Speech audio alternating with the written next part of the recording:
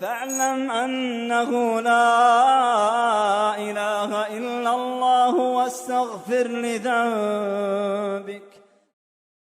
Bismillahirrahmanirrahim. Carissimi fratelli e sorelle, cominciamo oggi una miniserie ed andremo a trattare un tema di fondamentale importanza, inshallah. Con l'aiuto di Allah andremo a spiegare dei principi fondamentali riguardanti i nomi e gli attributi di Allah subhanahu wa ta'ala.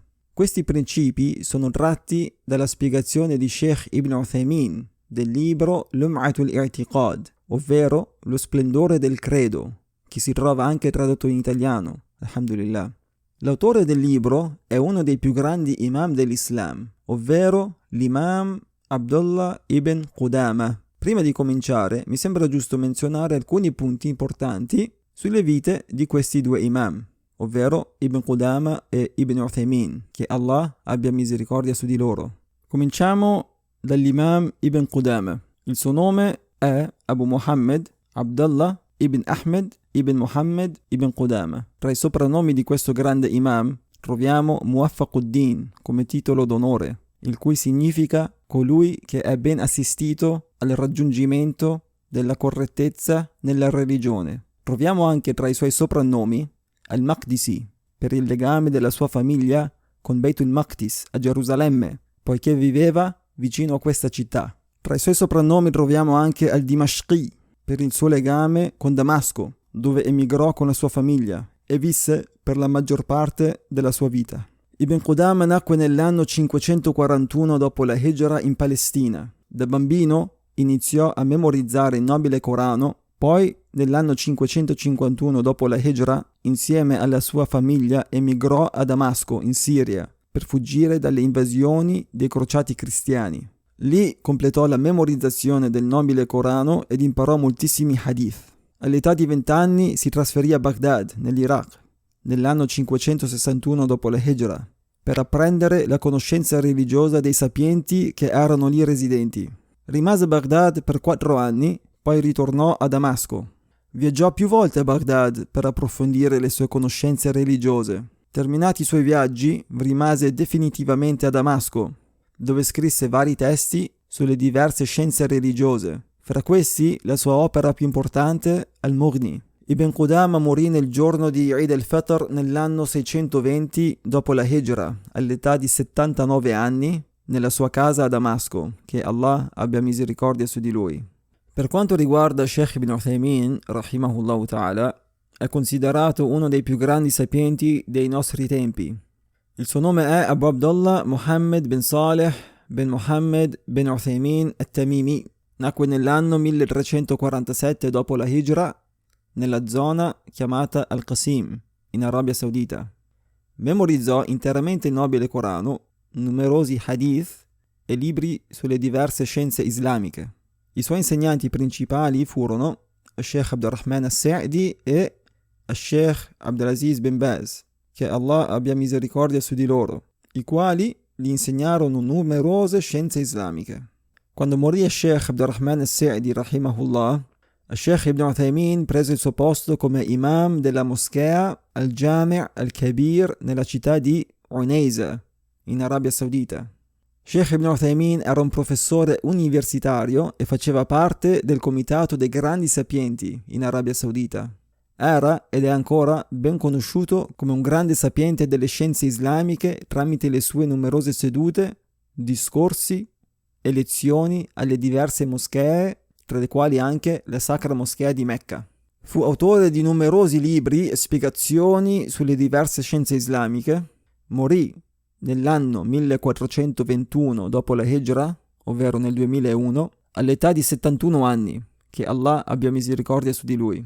Questi due grandi imam erano conosciuti per molte qualità, la loro pazienza, la loro umiltà e per aver dedicato la loro vita alla sapienza e all'adorazione di Allah subhanahu wa ta'ala. E certamente le mie poche parole sul loro conto non può rendere giustizia al loro gran contributo e sacrificio per la causa di Allah subhanahu wa ta'ala.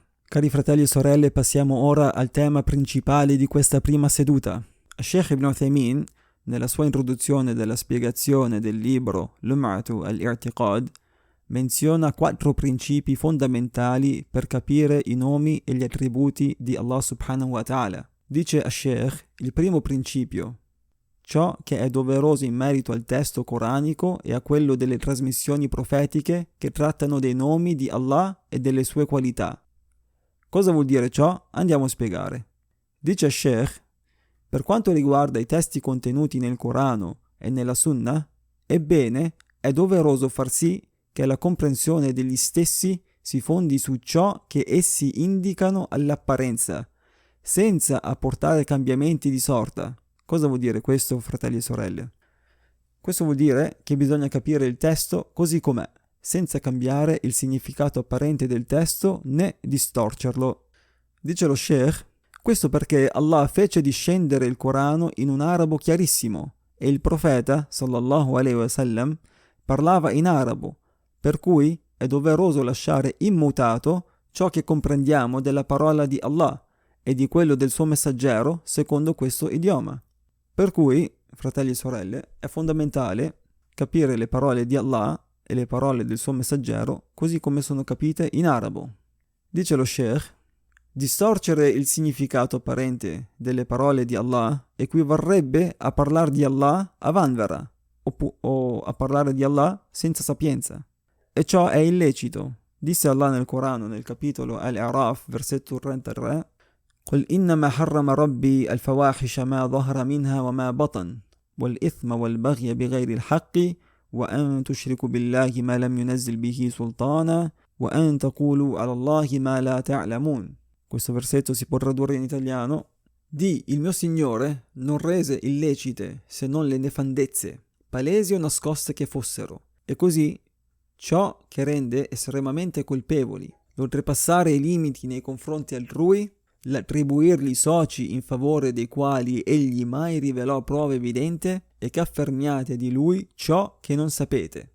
Per cui, fratelli e sorelle, affermare o parlare di Allah di cose che non si sanno sul suo conto è illecito. Andiamo adesso a vedere un esempio di come possiamo implementare questo principio.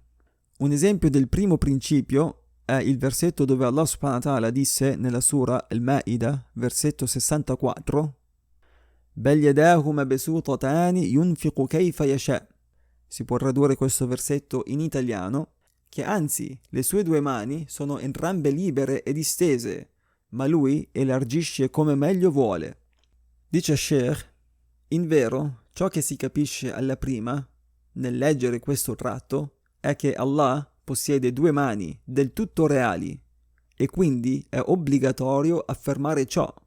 E se mai qualcuno dicesse con esse, cioè con queste 2 mani, vogliasi intendere la forza, cioè la forza di Allah, allora risponderemmo dicendo: questo è un distorcimento del significato apparente e non è lecito dire ciò, perché significa dire di Allah ciò che non si sa. Aggiungo io, barakallahu fikum, cari fratelli e sorelle, cosa vuol dire questo? Alhamdulillah, il discorso è molto semplice. In altre parole, se Allah dice di avere 2 mani, allora è obbligatorio credere ed affermare che Allah ha 2 mani vere e proprie. Non è lecito dire o interpretare che la mano di Allah significhi la forza o il potere di Allah.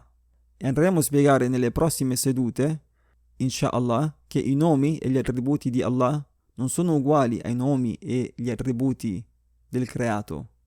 Cioè, le mani di Allah non sono uguali alle nostre mani, né alle mani di qualsiasi altra sua creazione. Questo perché Allah dice nel Corano, nel capitolo Al-Ikhlas, Lam yakul lahu kufuwan ahad, e nessuno è uguale a lui. E andremo ad approfondire questo punto nelle prossime sedute, inshallah. Cari fratelli e sorelle, per oggi è tutto. Chiediamo ad Allah di accettare questa seduta e di renderla un beneficio per colui che la presenta e per coloro che la ascoltano, e che ci guidi sulla retta via. هذا والله أعلم وصلى الله وسلم على نبينا محمد وعلى آله وصحبه أجمعين.